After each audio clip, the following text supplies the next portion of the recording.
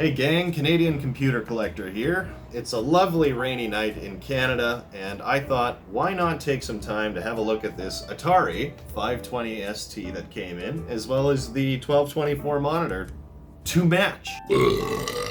Anyway, this computer was donated by a viewer from the channel, a guy named Kyle.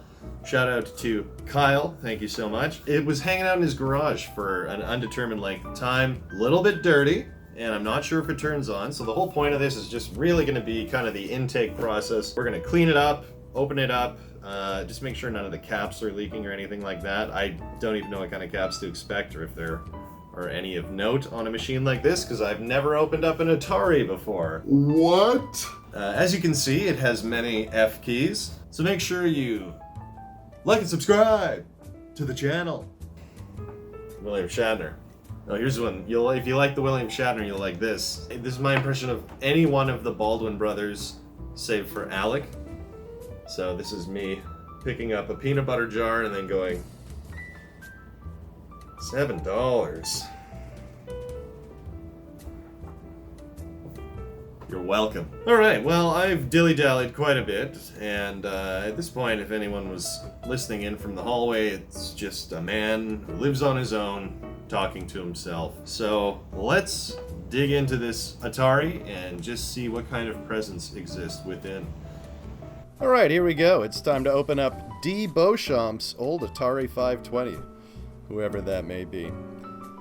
So this thing does actually have a lot of gifts inside, and as I'm trial and erroring the top off, you can see it's pouring dirt and sawdust and all this extra stuff outside of all the slots on the case. And actually, beyond that, there was something rattling inside, which you'll see in a moment. It is a penny! So we're making money already. Off comes the top case, and this keyboard is actually just pressure fit. It kind of rests snugly in its space, and then as you put the top case back on, it's all good. Which is kind of interesting because the rest of this machine is sealed in a way that I've never encountered before, with metal tabs that you have to bend out of the way. So let's say hi to June, and then take a look at the machine with the top case off. So, lots of dirt. Lots and lots of dirt, and actually dirt in fun patterns corresponding with the venting on the top case. Oh, and another cat. I figured I would do a full cleanup, which in a machine where the keyboard is included, that includes keys. So off come all the keycaps using my keycap puller. Very cheap tool you can purchase online if you want. And a few of these had the metal bars beneath, but that's nothing new. However, there were a couple things that caught me off guard there, and we'll get to those later. Keycaps go into warm soapy water, and they get to sit for about an hour or two. Can't forget the F keys. Look at all that dirt on there. That is just one gross keyboard. And here are those metal tabs I was talking about. They're bent in a way that holds whatever the piece of the frame or shield is in place, and you have to move it out of the way to free the piece. It's also thin metal, so you don't want to get too crazy with it. Keycaps get a bit of a scrub and get chucked into a strainer. Once they're all in the strainer gets tossed like a salad underneath a stream of water in the sink, just to get all the extra soap residue off. And then it's a matter of laying them out on a nice hand towel so they can dry. Trying to get every single key on there. Give them a pat down. Place your favorite can of seltzer in place and lean a fan on top of it so you can aim it right at those keys. Now, I let them sit in front of the fan for a while, but all the water inside was hard to get out, and I didn't want to wait forever, so I blasted them a bit with the air compressor. Moving along, it's time to get some of the dust off of the top shields and just kind of out of the case in general. Here we have the floppy drive. Just going to pull that out of the way, and you know what? Surprisingly, this shield did a great job of keeping things mostly clean on the motherboard. Another great sign of an old motherboard is hot glue. And there are a couple spots with hot glue on this one. Some screws and some clips. A couple twists. A couple dips. And gotta move that power supply out of the way. We can get that top shield off. And here's our first look at the motherboard. This thing is big, and it uses a lot of heavier gauge components, if you can see what I mean. Look at the size of those wires. Just glued right in. So very cursory dusting and vacuum. make sure everything is nice and clean, and then let's pull this thing out and have a look at the bottom. And actually, I've never seen a motherboard that was encased in metal like this. And granted, this machine is from 1985, I believe. So, you know, it's a very different methodology of the day. So taking some marks off with ISO, wiping it clean, and back in goes the motherboard. Back on top goes the shield. Right on top of that goes the power supply. Be careful not to zap yourself. Couple twists, couple dips, couple screws, couple hips. Here's that random piece of shield that just kind of clips on its own and screws in the rest of it. The shield slides in place and then has two screws that hold it in on the back. Get that floppy disk drive plugged in again, slide it in place, another pressure fit piece. Little shield behind it, can't have enough metal shields. 1985, keep me safe. So it's time to attack this keyboard. It truly is as dusty as it gets.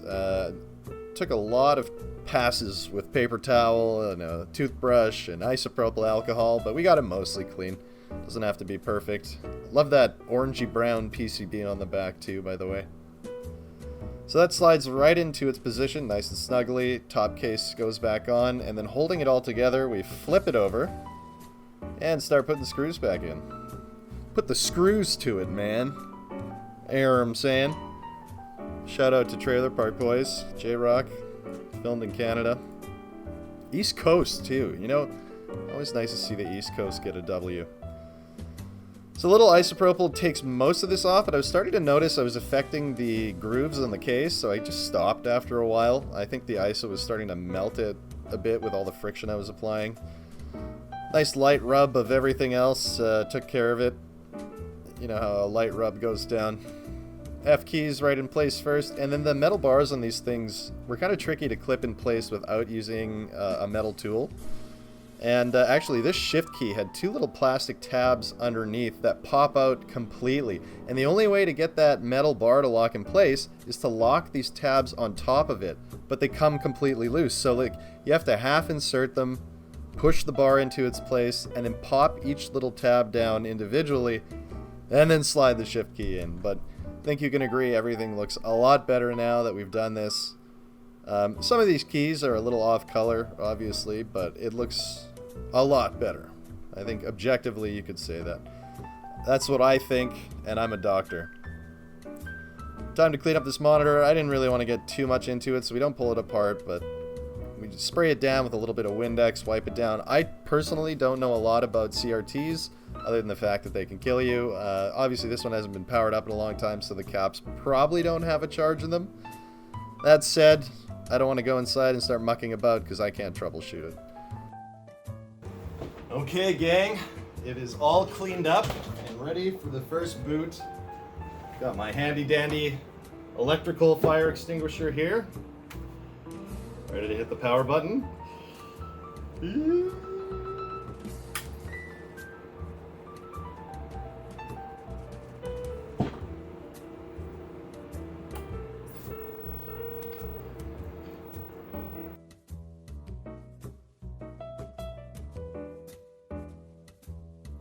If anything. Hey! Oh! Look at that! That's wicked. Let's pull in closer here.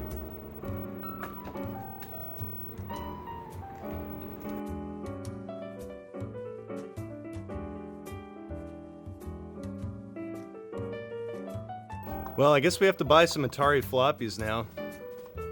This is really cool, though. Alright, gang, that's it for this week's video. The Atari 520 ST is on. If you have extra Atari 520 ST discs, please send them my way. And guess what? If you want to get in touch with me, we now have social media. So, links to the Facebook, Instagram, Twitter, and LinkedIn can be found in the description below. Shoot me a PM if you have any discs. Actually, shoot me a PM if you have any old retro machines. I'm always on the lookout for them. This one was donated to the channel, and I couldn't be more appreciative, so thanks again Kyle. I take care of these things, we clean them up, we work on them, some of them get upgraded, modernized, all that fun stuff. And speaking of donations, I gotta give a shout out to my man Nigel very shortly, but if you are interested in supporting the channel, check out the link in the description as well for Buy Me a Coffee. A little bit goes a long way. We already bought a new tripod, and next up is gonna be a lav mic, because my audio could use a little fine tuning. So Nigel, I gotta say, thank you so much, man. You have been so supportive of this channel for quite some time now. Actually, I believe it all began when I created a video, and in the credits, I put that I was your new dad. Not you specifically, just everyone. But you really latched onto that, and I appreciate the shit out of that. Nigel, I like the cut of your jib, probably just as much as you enjoy feeding orphan children, you know, or taking in a bunch of stray cats. These are charitable, heartwarming acts that I can only imagine come alongside donating to a small, independent YouTube channel. Ring ring, who's that? Oh, it's God on the phone? Have you heard about my man Nigel? Anyway, if you thought today's video was right up your alley, please don't forget to like and subscribe. It goes a long way for me and costs you a little bit of accuracy on your YouTube feed, on the homepage. Unless you like this stuff, then it's extra accurate. Any human is welcome to subscribe to this channel. Well, so thank you so much for checking out Canadian Computer Collector. I, of course, am the Canadian Computer Collector, or as I like to type on the internet, CCC.